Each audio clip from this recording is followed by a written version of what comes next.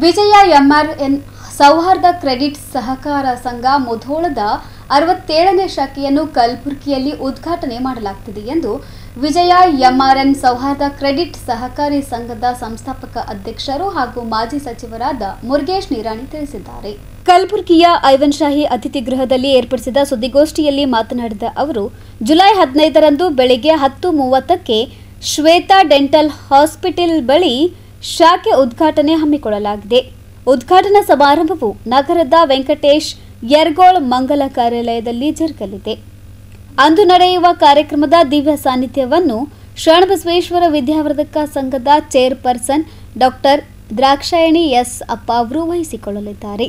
ಸಮಾರಂಭವನ್ನು ಎಂಎಲ್ಸಿ ಶಶಿಲ್ ನಮೋಶಿ ವಹಿಸಿಕೊಳ್ಳಲಿದ್ದು, ಸಚಿವ ಶರಣಪ್ರಕಾಶ್ ಪಾಟೀಲ್, ಶಾಸಕರಾದ ಅಲ್ಲಂಪ್ರಭು ಪಾಟೀಲ್, ಅವಿನಾಶ್ ಜಾಧವ್, ಬಿಜಿ ಪಾಟೀಲ್, ಎಂವೈ ಪಾಟೀಲ್, ಬಸವರಾಜ್ ಮತ್ತಿಮೂಡ್, ಸುನಿಲ್ ವಲ್ಲಾಪುರೆ ಸೇರಿದಂತೆ ಅನೇಕ ಗಣ್ಯರು ಭಾಗವಹಿಸಲಿದ್ದಾರೆ ಎಂದು ತಿಳಿಸಿದ್ದಾರೆ. ಪತ್ರಿಕಾಗೋಷ್ಠಿಗೆ ಎಲ್ಲ ಪತ್ರಕರ್ತ ಸ್ನೇಹಿತರನ್ನ ಸ್ವಾಗತ ಮಾಡ್ತಾ, ಇವತ್ತಿನ ಪತ್ರಿಕಾಗೋಷ್ಠಿಯಲ್ಲಿ ಹಿಂದಿನ ಜನಪ್ರಿಯ ಶಾಸಕರಾಗಿ ಮತ್ತು ಆತ್ಮೀಯ ಸಹೋದರಾಗಿರುವಂಥ ದತ್ತಾತ್ರೇಯ ಪಾಟೀಲ್ ಅವರು, ಅಮರನಾಥ್ ಪಾಟೀಲ್ ಅವರು, ಸಿದ್ದಾರ್ಜಿ ಪಾಟೀಲ್ ಅವರು, ಕುಲಕರ್ಣಿ ಅವರು ಹಾಗೂ ಎಲ್ಲ ನಮ್ಮ ಸ್ನೇಹಿತರು ಈ ಪತ್ರಿಕಾಗೋಷ್ಠಿಯಲ್ಲಿ ಉಪಸ್ಥಿತರಿದ್ದಾರೆ. ಅದರ ಜೊತೆಗೆ ನಮ್ಮ ಬ್ಯಾಂಕಿನ ಹಿರಿಯ ವ್ಯವಸ್ಥಾಪಕ ನಿರ್ದೇಶಕರಾಗಿರುವಂಥ ಪತ್ತನ್ನವರವರಿದ್ದಾರೆ, ಕುಲಕರ್ಣಿ ಅವರಿದ್ದಾರೆ. ಅವರೂ ಸಹಿತ ಈ ಪತ್ರಿಕಾಗೋಷ್ಠಿಗೆ ಸ್ವಾಗತವನ್ನು ಮಾಡ್ತಾಯಿದ್ದಾರೆ. ಇವತ್ತು ವಿಶೇಷ ಅಂದರೆ ಕರ್ನಾಟಕದಲ್ಲಿ ಬಾಗಲಕೋಟೆ ಜಿಲ್ಲೆಯಲ್ಲಿ 2007ರಲ್ಲಿ ಒಂದು ವಿಜಯ ಸೌಹಾರ್ದ ಸಹಕಾರಿ ಸಂಘ ಅನ್ನುವಂಥದ್ದನ್ನು ನಾವು ಪ್ರಾರಂಭ ಮಾಡಿದ್ದೀವಿ. ಅದು ಇವತ್ತು ಆ ಸಂದರ್ಭದಲ್ಲಿ 10 ಲಕ್ಷ ರೂಪಾಯಿಗಳ ಷೇರು ಬಂಡವಾಳದಲ್ಲಿ ಪ್ರಾರಂಭವಾಗಿರುವಂಥದ್ದು ಒಂದು ಬ್ರ್ಯಾಂಚಿನಿಂದ ಇವತ್ತು ಒಟ್ಟು 68 ಬ್ರ್ಯಾಂಚ್ಗಳು ವಿಜಯ ಸೌಹಾರ್ದ ಹೆಸರಿಂದ ಆಗಿದೆ. ಕಳೆದ ವರ್ಷ 3,000 ಕೋಟಿ ರೂಪಾಯಿಗಳು ಅಂದಾಜು ಅದರಲ್ಲಿ ಠೇವಣಿಗಳಿದೆ. 45,000 ಕೋಟಿ ಮೇಲೆ ಈ ಬ್ಯಾಂಕಿನ ವ್ಯವಹಾರಗಳಾಗಿದೆ.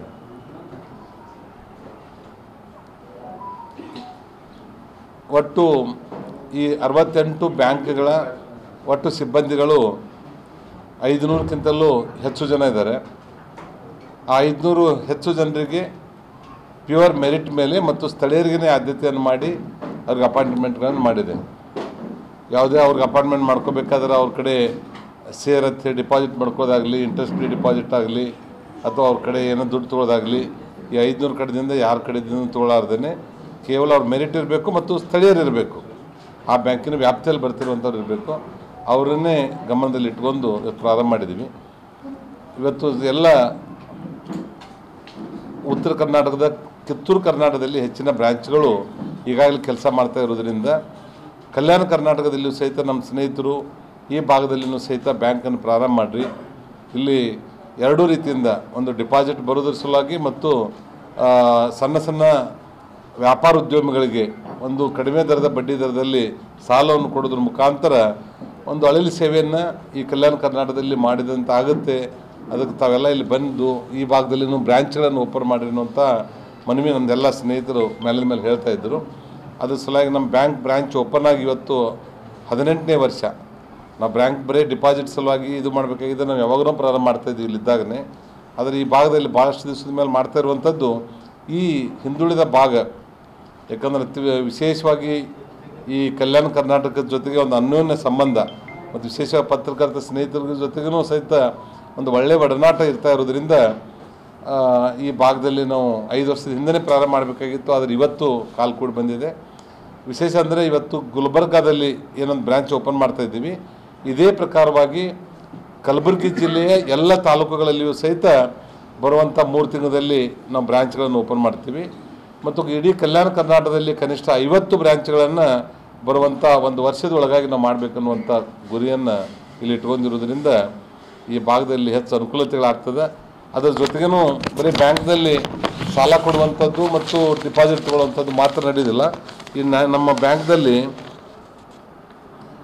NEFT, RTGS, ATM ಮತ್ತು ವಿಜಯ ಪೇ ಆ್ಯಪು ಹಾಗೂ ಸ್ಟಾಪಿಂಗ್ ಸೌಲಭ್ಯ ಇಂಥ ಒಂದು ಸ್ಟ್ಯಾಂಡರ್ಡ್ ಬ್ಯಾಂಕ್, ನ್ಯಾಷನಲೈಸ್ ಬ್ಯಾಂಕ್ದಲ್ಲಿ ಯಾವ ರೀತಿ ವ್ಯವಹಾರಗಳಾಗ್ತದೆ, ಅಂದರೆ ಯಾವ ಲೇಟೆಸ್ಟು ಟೆಕ್ನಾಲಜಿಗಳನ್ನು ಉಪಯೋಗ ಮಾಡಿಕೊಂಡು ಬ್ಯಾಂಕನ್ನು ನಡೆಸ್ತಾ ಇದ್ದಾರೆ, ಅವೆಲ್ಲ ಟೆಕ್ನಾಲಜಿಗಳು ಸಹಿತ ಇದು ಸೌಹಾರ್ದ ಬ್ಯಾಂಕ್ ಆಗಿರೋದ್ರಿಂದನೂ ನಾವು ಇದನ್ನು ಅಳವಡಿಸ್ಕೊಂಡಿದ್ವಿ. ಅವ್ರು ಯಾವುದೇ ಬ್ಯಾಂಕಿನ ಬ್ರ್ಯಾಂಚಿನಲ್ಲಿ, ನಮ್ಮ ಕರ್ನಾಟಕ ತುಂಬ ಎಲ್ಲ ಬ್ರ್ಯಾಂಚ್ ಆದಾಗ ಅವ್ರು ಯಾವ ಬೇಕಾದಲ್ಲಿನೂ ಸಹಿತ ಅವ್ರು ಬ್ಯಾಂಕ್ ಹಣವನ್ನು ವಿತ್ಡ್ರಾ ಮಾಡ್ಕೋಬೋದು. ATM ಅವ್ರು ಎಲ್ಲಿ ಬೇಕಾದಲ್ಲಿ ಆದರೂ ಸಹಿತ ಅವರು ಡಿಪಾಸಿಟ್ಗಳನ್ನು ಮಾಡ್ಬೋದು. ಈ ರೀತಿ ಒಂದು ವಿಶೇಷ ಸೌಲಭ್ಯಗಳಲ್ಲಿದೆ. ವಿಶೇಷವಾಗಿ 7%ದಿಂದ ಇಂಟ್ರೆಸ್ಟ್ ಬಡ್ಡಿ ದರ ನಾವು 11.5%ವರೆಗೆ ಡಿಪಾಸಿಟ್ ಮೇಲೆ ಲಾಂಗ್ ಟರ್ಮ್ದಲ್ಲಿ ಕೊಟ್ಟಿರುವಂಥವ್ರಿಗೆ ನಾವು ಕೊಡ್ತಾ ಇದ್ದೀವಿ. ಮತ್ತು ಬೇರೆ ಹೈ ಇಂಟ್ರೆಸ್ಟ್ ಬರ್ಡನ್ ಸಾಲ ತೊಗೊಳ್ಳುವಂಥವ್ರಿಗೆ ಅದು ಆಗಲಾರ್ದೇ ಅವ್ರು ಯಾವ ಉದ್ಯೋಗಗಳನ್ನು ಮಾಡ್ತಾರೆ ಅದರ ಆಧಾರದ ಮೇಲೆ ಇವತ್ತು ನಾವು 11%ದಿಂದ 15% ಒಳಗಾಗಿ ನಾವು ಅವ್ರಿಗೆ ಇಂಟ್ರೆಸ್ಟ್ ಮೇಲೆ ಸಾಲವನ್ನು ಕೊಡ್ತಾಯಿದ್ದೀವಿ. ಅಂದರೆ ಅವ್ರಿಗೆ ನಮ್ಮ ಓವರ್ಹೆಡ್ಸ್ ಮಾತ್ರ ಅವ್ರಿಗೆ ಹಾಕ್ತಾಯಿದ್ದೀವಿ, ನಮ್ಮ NPAದ್ದು ಮತ್ತು ಅಲ್ಲಿ ಸ್ಟಾಫ್ ಸ್ಯಾಲ್ರಿ, ಆ ಬಿಲ್ಡಿಂಗ್ ರೆಂಟು, ಇಂಥವೇನು ಮಿನಿಮಮ್ ಏನು ಹಾಕಬೇಕು ಅದನ್ನು ಅಷ್ಟರ ಮೇಲಿಂದ ಮಾಡ್ತಾಯಿದ್ದೀವಿ. ಈ ಬ್ಯಾಂಕನ್ನು ಪ್ರಾಫಿಟ್ ಮೇಕಿಂಗ್ ಬ್ಯಾಂಕ್ ಅಂತೇಳಿ ನಾವು ಪ್ರಾರಂಭ ಮಾಡಲಿಲ್ಲ.